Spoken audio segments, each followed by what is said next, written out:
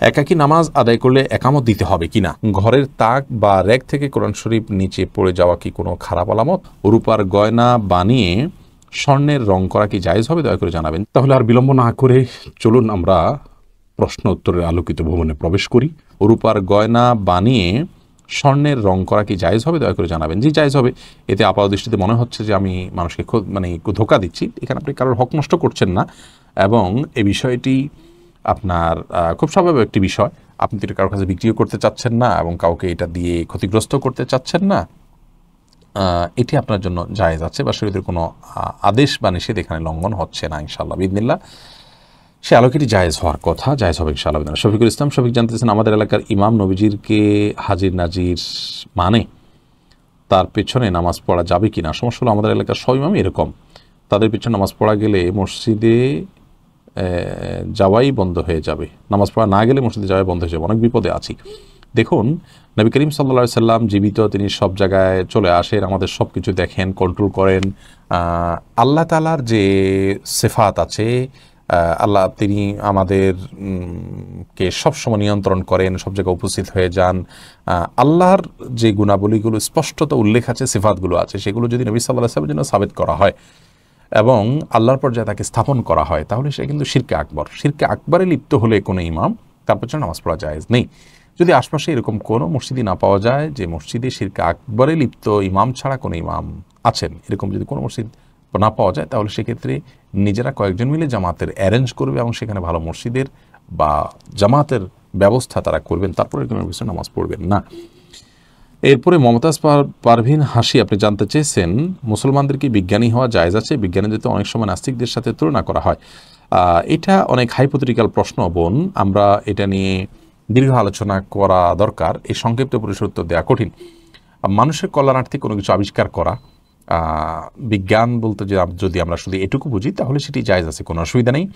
কিন্তু বিজ্ঞান এবং বিজ্ঞান চর্চা এবং বিজ্ঞানী হয়ে ওঠা, এটা নিয়ে অনেক ডিটেইল আলোচনা আছে। সেই দিকে আমরা এই সংক্ষিপ্ত পরিসরে যাচ্ছি না, সেটা ইনশাআল্লাহ পরবর্তীতে আমরা কোনো দীর্ঘ আলোচনায় কথা বলবো ইনশাআল্লাহ। সিরাজ মুনিরা জানতে চেয়েছেন, অজু করার কতক্ষণ পর তাহিয়াতুল উজুর সালাত আদায় করা যায়? অজু করার পর অন্য কোনো কাজ মাঝে করার আগে আগে তাহিয়াতুল উজুর সালাত আপনি পড়ে ফেলবেন। সুজন প্রামাণিক, আপনি জানতেছেন রুমের নিচেই বাথরুম আছে, উপরে নামাজ পড়লে কি নামাজ হবে? জি, রুমের নিচে বাথরুম থাকলে উপরে নামাজ পড়লে নামাজ হবে। সেপটিক ট্যাঙ্কের উপরে সালাত আদায় করলে সালাত হবে কিনা, এরকম একটা ভিডিও আমাদের আছে, সেখানে বিস্তারিত বলা আছে, দেখে নেবেন। মোহাম্মদ ফজলে আলী জানতেছেন, পাগড়ি পরিধান করে নামাজ পড়ার কোনো ফজিলত আছে কি? পাগড়ি পরিধান করে সালাত আদায় করলে 70 গুণ সওয়াব, এরকম একটা হাদিসের কথা পাওয়া যায়, কিন্তু হাদিস আমি যতটুকু জানি বিশুদ্ধতার মানদণ্ডে উত্তীর্ণ নয়।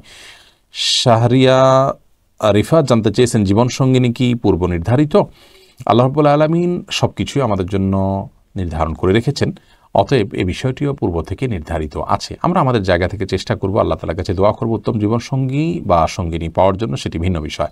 ফারহান তাজউইর, তাছাড়া কিছু কিছু তাকদীরের কিছু কিছু অংশ বা কিছু বিষয় আল্লাহ রাব্বুল আলামিন পরিবর্তন করার অপশন রেখেছেন, যেটাকে তাকদীরে গায়রে মুবরাম বলা হয়। ফারহানা তাজউইর নাশিদ, আপনি জানতে চেয়েছেন, কোনো কোনো মসজিদে বাচ্চারা সামনের কাতারে বসলে তাদের পিছনে পাঠিয়ে দেওয়া হয়, এটা কি জায়েজ আছে? সাধারণ এবং স্বাভাবিক অবস্থায় যাদের বয়স কম তারা পেছনে থাকবেন, অর্থাৎ যারা ছোট বাচ্চা তারা। কিন্তু এর মাধ্যমে যদি দুষ্টমির পরিমাণ তারা আরও বেড়ে যায়, তারা একত্র হয়ে সবাই দুষ্টমি করবে, যেটা আমরা দেখতে পাচ্ছি আজকাল অনেক মসজিদে হয়ে থাকে, তাহলে সেক্ষেত্রে তাদেরকে পেছনে পাঠানো উচিত নয়, বরং বড়দের পাশাপাশি তাদেরকে রাখা উচিত। ইমরান সাদিক জানতে চেয়েছেন, আমি একজন অ্যাডভোকেটের সাথে কাজ করি, পালিয়ে বিয়ে করা ছেলে মেয়েদের বিয়ের কাজে সাহায্য করতে হয়, এমনকি ভিন্ন ধর্মাবলম্বী ছেলে মেয়েদের তার ধর্ম অনুসারে বিয়ের কাজে সাহায্য করি, ইসলামী দৃষ্টিকোণ থেকে কাজটা সঠিক কিনা, আর পালিয়ে বিয়ে করা জায়েজ আছে কিনা? এটা নিয়ে আমরা এর আগে বেশ কয়েকবার কথা বলেছি। পালিয়ে বিয়ে করা, বিয়ে ইবাদত, এটা পালিয়ে করার জিনিস নয়।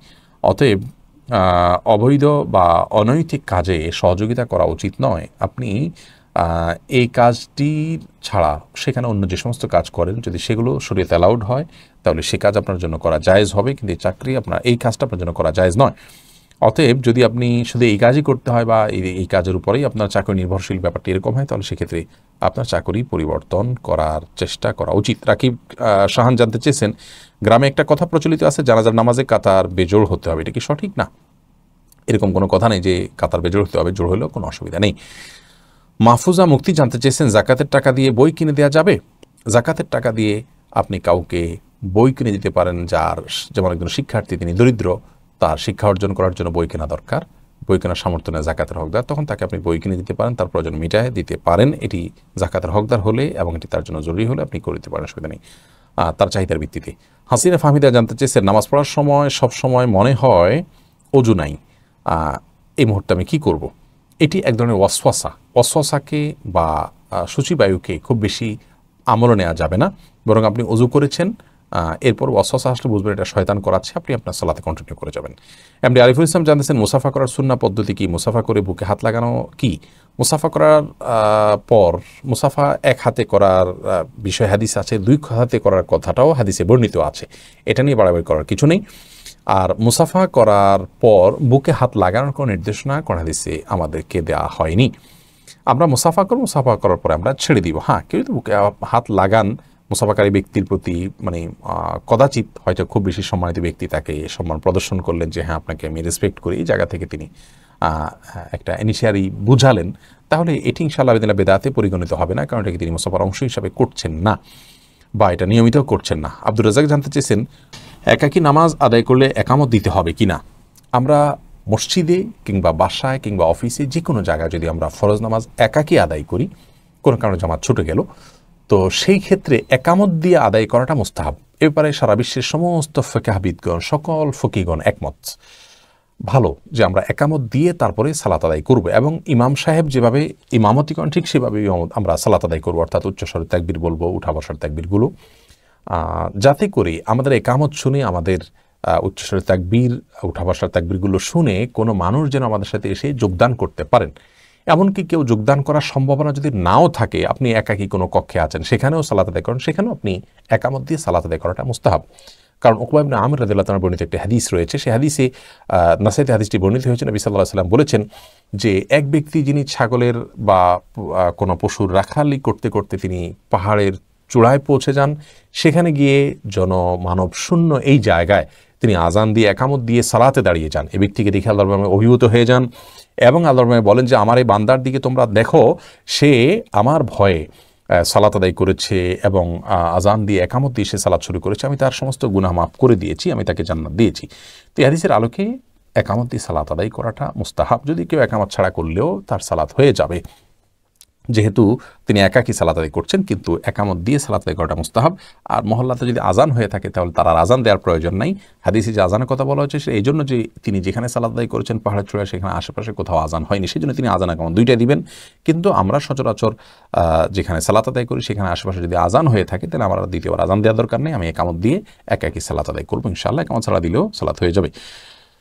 এরপরে শুভ্র মোহাম্মদ সোহাগ আপনি জানতে চেয়েছেন, পুরুষদের হাঁটুর উপর কাপড় তোলা কি নিষেধ? আমি প্যান্ট পরে ফুটবল খেলি, প্যান্ট হাঁটুর উপর পর্যন্ত থাকে, এদিকে আমার গুনাহ হবে? আমি শুধু খেলার সময় প্যান্ট পরি, বাকি সময় স্বাভাবিক পোশাক পরি। ভাই শুভ্র, হাঁটুর উপরের অংশ অর্থাৎ রান, এটা যেহেতু সতর অন্তর্ভুক্ত, সেজন্য আপনার জন্য উচিত হবে 3/4 প্যান্ট পরে আপনি এক্সারসাইজ করা বা খেলাধুলা করা, শরীয়ত গ্রাহ্য বা শরীয়ত যে অ্যালাউ করেছে সে খেলাধুলা করা। কিন্তু আপনি যদি হাফ প্যান্ট পরে যদি আপনি খেলাধুলা করেন, তাহলে সেক্ষেত্রে তো অবশ্যই আপনি গুনাহগার হবেন। নাজমুল হাসান জানিয়েছেন, গরুর ব্যবসা করতে গিয়ে গরু মোটা তাজা করার জন্য ঔষধ বা ইনজেকশন ইত্যাদি ব্যবহার করা কি হারাম? এগুলো যেহেতু মানব দেহের জন্য, মানুষের শরীরের জন্য ক্ষতিকর এবং এখানে প্রতারণা করা হয়ে থাকে কৃত্রিম উপায়ে, এমনকি পশুর জন্য ক্ষতিকর, অতএব এটি ব্যবহার করা অবশ্যই হারাম। নবী করিম সাল্লাল্লাহু আলাইহি ওয়াসাল্লাম বলেছেন, লা দরারা ওয়ালা দিরারা, নিজে ক্ষতিগ্রস্ত হওয়া যেমন ইসলাম শরীয়তে অ্যালাউড নয়, তেমনিভাবে অন্যকে ক্ষতিগ্রস্ত করা এটাও অনুমোদিত নয়। বিধায় গরু মোটা তাজাকরণের জন্য যে সমস্ত আপনার এই ঔষধ, ইঞ্জেকশন ইত্যাদি ব্যবহার করা হয়ে থাকে, সেগুলো স্পষ্টভাবেই হারাম হবে। আদর্শ মায়ের আদর্শ সন্তানের দিকে জানতে চেয়েছেন, আমরা 5 ভাই, মেজো ভাই চাই বাড়ি আলাদা করবে স্ত্রীকে পর্দা রাখার জন্য, তারপর বিয়ে করবে, আলাদা থাকবে দেখে অন্য ভাইয়েরা এবং বাবা মা আলাদা থাকবে দেখে অন্য ভাইয়েরা এবং বাবা মা মনে কষ্ট পায়, এতে করণীয় কি? দেখুন, এটি আমাদের সমাজের একটা বেশ বড় ধরনের সমস্যা। সন্তান যদি তার স্ত্রীকে পর্দায় রাখার জন্য আলাদা থাকেন এবং বাবা মায়ের ভরণ পোষণ, তাদের খরচ খরচা, তাদের সেবার জন্য লোকের ব্যবস্থা এগুলো তিনি করেন, তাহলে সেক্ষেত্রে বাবা মা এই ক্ষেত্রে আর বাড়াবাড়ি করা উচিত নয়। তবে সন্তানেরও উচিত বাবা মার সাথে যেহেতু পর্দা তার স্ত্রীর নাই, তাদেরকে নিয়ে পৃথক থাকা এবং বাবা মা প্রয়োজনে পালা করে সব সন্তানদের বাসায় থাকবেন, কারণ তারাও নাতি নাতনিদেরকে আদর করার যে চাহিদা তাদের মধ্যে এটি আছে, সে বিষয়টি মাথায় রেখে তাদের পর্দার বিষয়টিকে অক্ষুণ্ণ রাখার চেষ্টা করা উচিত। এই ব্যাপারে আমাদের সবারই ছাড় দেওয়ার মতো মানসিকতা থাকতে হবে। ভাই বোনরা যে ভুল বোঝাবুঝি করেন সেটাও তাদের করা উচিত নয়, কারণ যৌথ ফ্যামিলিতে থাকতে গেলে আসলে পর্দা মেনটেন করা সম্ভব হয় না। তবে হ্যাঁ, যদি তাদের সে অ্যাবিলিটি না থাকে আর্থিকভাবে, তাহলে যৌথ ফ্যামিলিতে থেকেও পর্দা মেনটেন করা যায়। সেটার জন্য দরকার হলো সদিচ্ছা এবং আন্তরিকতা এবং সবাই দিন পালনের মানসিকতা রাখা। এগুলো যদি আমরা রাখি ইনশাআল্লাহ বিদিনিল্লাহ আমাদের জন্য এটা কঠিন হলেও অসম্ভব হবে না ইনশাআল্লাহ বিদিনিল্লাহ। এমনি রাকিব জানতেছেন, মৃত ব্যক্তিকে দাফন করার সময় বাঁশের মাচা ব্যবহার করা হয়, বাঁশের মাচা না থাকলে কি অন্য কিছু দিয়ে বানানো মাচা ব্যবহার করা যাবে? অবশ্যই যাবে। আপনি কিসের মাচা ব্যবহার করবেন এটা একান্তই আপনার ব্যাপার। আজকে আমরা যে বাঁশ ব্যবহার করছি, নবী সাল্লাল্লাহু আলাইহি সাল্লামের যুগে বা আরবে তো এ ধরনের বাঁশ হয়তো ছিল না তখন। অতএব আপনি অন্য কোনো গাছ বা প্লাস্টিকের কোনো কিছু দিয়ে যদি মাছ ব্যবহার করেন তাতে কোনো অসুবিধা নেই ইনশাআল্লাহ বিদিনিল্লাহ। সঞ্জিদা আক্তার লাবনী ইসলাম জানতেছেন, আমার ছেলের বয়স 1.5 বছর, ও ঘরের ফ্লোরে পেশাব করে। প্রশ্ন হলো কতবার মুছলে ফ্লোর পবিত্র হয়? আমি বালতিতে পানি নিয়ে পুরো ঘর একবার মুছে ফেলি, এতে কি ফ্লোর পবিত্র হবে? দেখুন, অপবিত্রতা দূর করবার জন্য কতবার ধুইতে হবে এটার জন্য কোনো সংখ্যা ঠিক করে দেয়নি যে 3 বার 5 বার 7 বার ধুইতে হবে। আমরা অনেকে মনে করি যে এতবার না ধুলে বোধহয় পাক হবে না, এটি ভুল ধারণা। বরং আপনি পেশাব যদি বাচ্চার ফ্লোরে পড়ে এবং সেটা আপনি ধোয়ার জন্য পানি ঢেলে দেন তাহলে ইনশাআল্লাহ যথেষ্ট হবে।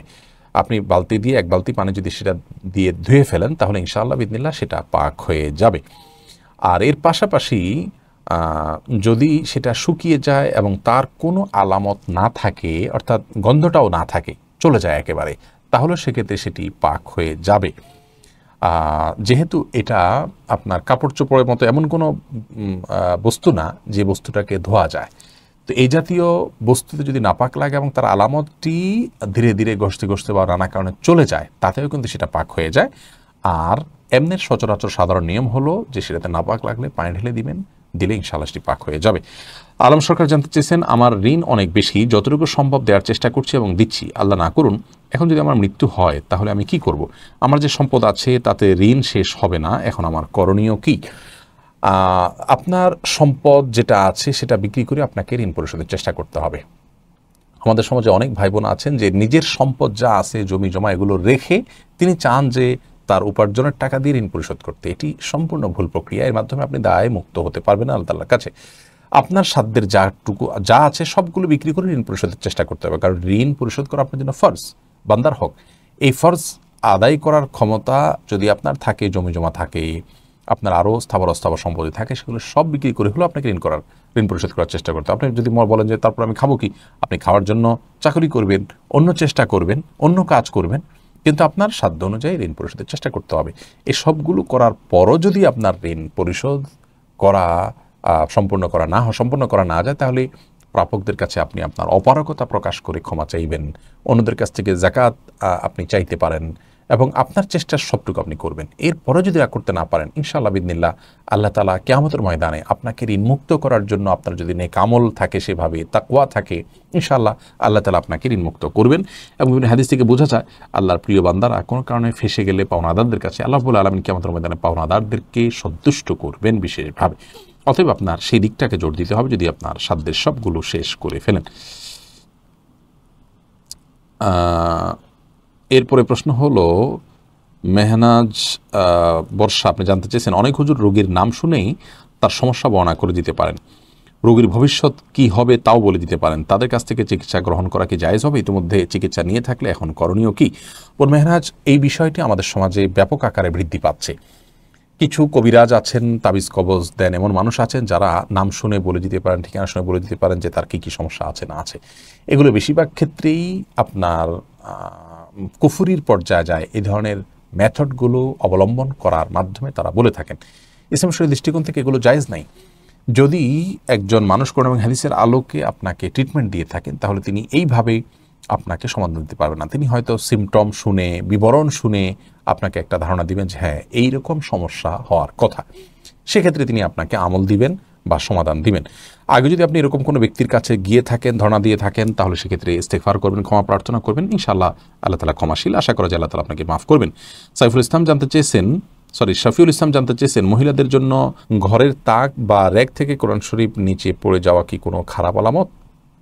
ঘরের তাক বা র্যাক থেকে যদি নিচে কোরআনে কারিম পড়ে যায় তাহলে সেটা অসতর্কতাবশত পড়ে গেছে, এটার কারণে কোনো খারাপ ইঙ্গিত পাওয়া যাচ্ছে, আমার কপালে সব দুঃখ আছে, এরকম কোনো কিছু মনে করার কোনো কারণ নেই। কারণ কোন হাদিস থেকে এরকম কোনো নির্দেশনা পাওয়া যায় না। এটি আমাদের সমাজের মানুষের একান্তই ধারণা।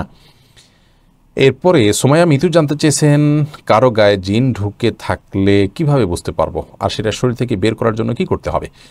কারোর শরীরে জিন প্রবেশ করলে তার বিভিন্ন সিমটম, বিভিন্ন আলামত পাওয়া যায়, জিনের প্রভাব তার ভিতরে পড়লে যারা জিনের ট্রিটমেন্ট করে থাকেন রুকিয়ার মাধ্যমে, ঝাড়ফুঁকের মাধ্যমে, তাদের কাছ থেকে আপনি এর বিভিন্ন আলামত পাবেন, সেগুলোর মাধ্যমে আপনি বেঁচে থাকার চেষ্টা করবেন এবং জিনের রোকিয়া বা ঝাড়ফুঁকের জন্য যে আমল আছে সেগুলো নিয়ে ইনশাআল্লাহ বিদিন একটা ভিডিও আমরা করব, আগেও বলেছি আপনাদেরকে।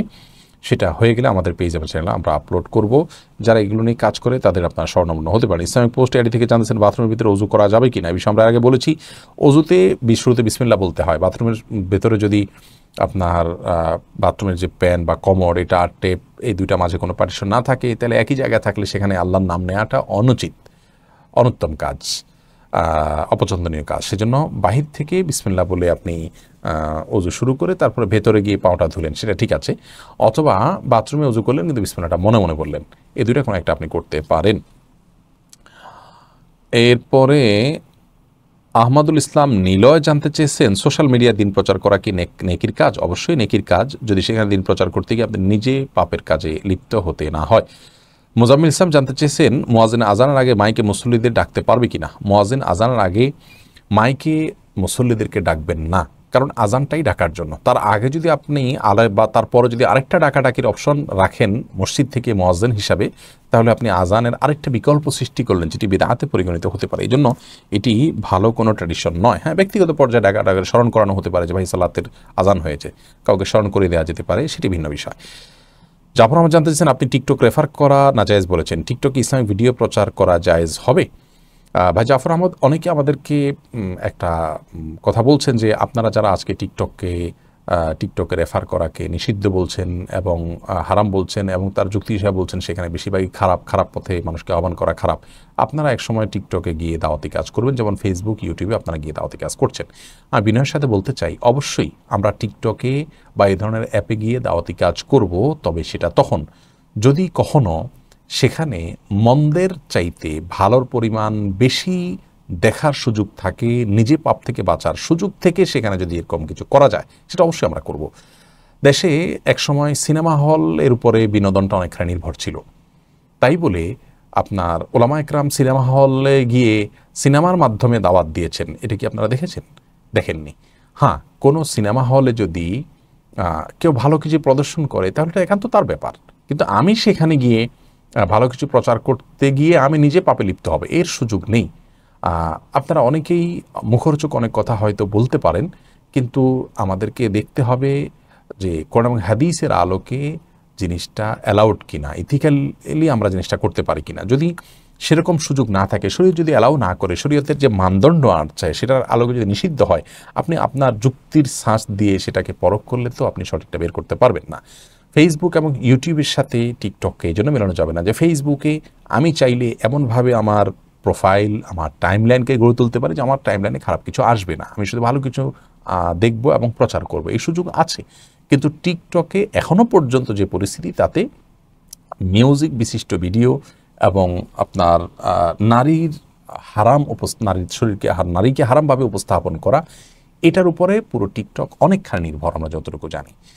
তো এরকম একটি জায়গা যেখানে ভালোর পরিমাণ 0%-এর মতো, সেখানে আমি নিজেকে নিয়ে যাব দাওয়াতি কাজ করার জন্য, তাহলে সেক্ষেত্রে সব হারাম কাজে আমাকে চলে যেতে হবে। ব্যাপারটি এত সহজ নয় ইসলামের দৃষ্টিকোণ থেকে। হ্যাঁ, যারা সেখানে ইসলাম ভিডিও প্রচার করছেন তারা অন্যায় না করে ওই টাইমটাতে অন্তত ভালো কাজ করছেন, আর সেখানে অন্যায়ের চাইতে ভালো কাজের পরিমাণ বাড়ানোর চেষ্টা করছেন, তাদের সেই চেষ্টার ওই অংশটাকে আমরা ভালো বলবো। কিন্তু এটা করতে গিয়ে তিনি নিজে যদি আরও হারামে লিপ্ত হন, তাহলে সেক্ষেত্রে সেটা অবশ্যই প্রশংসনীয়। এখন আপনি বলবেন যে তাহলে আমরা কেন সেটাকে আপনার ভালো দিয়ে ভরে ফেলবো না? তো এইটা তো আসলে আমাদের মানে 2-4-10 জনের বা 2-4 হাজার মানুষের প্রচেষ্টা দ্বারা যে পরিবর্তিত হয়ে যাবে তা নয়। যদি কখনো তারা তাদের নীতিগতভাবে, সিস্টেমিক্যালভাবে এমনভাবে পরিবর্তন আনেন যে সেখানে আসলে ভালোর প্রভাব, ভালোর আধিক্য সেখানে সৃষ্টি করা সম্ভব, তাহলে সেক্ষেত্রে এই চুক্তিটা খাটতে পারে। কিন্তু আপাতত সেখানে যে অবস্থা, হারামের পরিমাণ বেশি, নিজের ইমানকে আগে রক্ষা করতে হবে। কু আনফুসাকুম, আগে নিজেকে জাহান্নাম থেকে বাঁচাও, এরপরে পরিবারকে, অন্য লোকদেরকে। এটা হলো আল্লাহ তাআলার নির্দেশনা।